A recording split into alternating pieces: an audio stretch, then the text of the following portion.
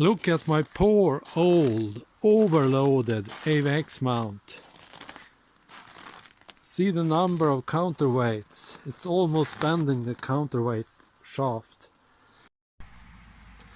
I'm guiding the big Bertha, the 10-incher that weighs 14 kilograms and has about perhaps the same weight of counterweights on the poor AVX. It's quite fascinating to see that I have an RMS value around 1.0 on the AVX when it's really overloaded. It's at its maximum limit. You're using a heavyweight telescope. It's likely it's really big telescope also that catches the wind. So whatever you do, make sure you stay away from the wind, because it will act like a sail otherwise. My second advice is to balance well and do not unbalance intentionally. For a lower load telescope, you may intentionally unbalance it so it doesn't get any backlash in the array.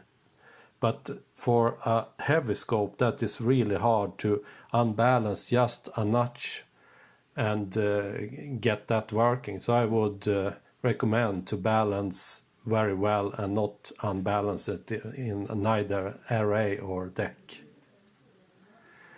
Obviously you want the mount and telescope and all the counterweights to be on a rigid tripod, and you want the tripod to be as short as possible, because then it will be the most rigid.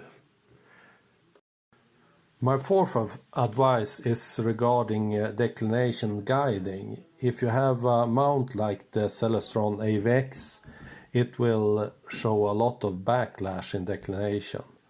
And to avoid that, my recommendation is to guide only in one direction and let it drift in the other direction. This will avoid backlash due to the mount never changing directions.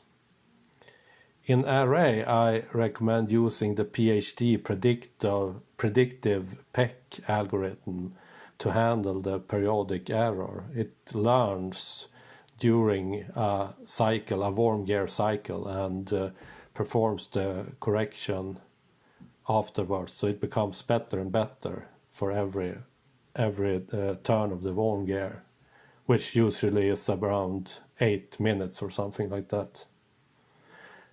And my final recommendation is to use multi-star guiding. That is has nothing to do with if it's a heavy telescope or a tele lens you're using. It's still a good advice to use multi-star.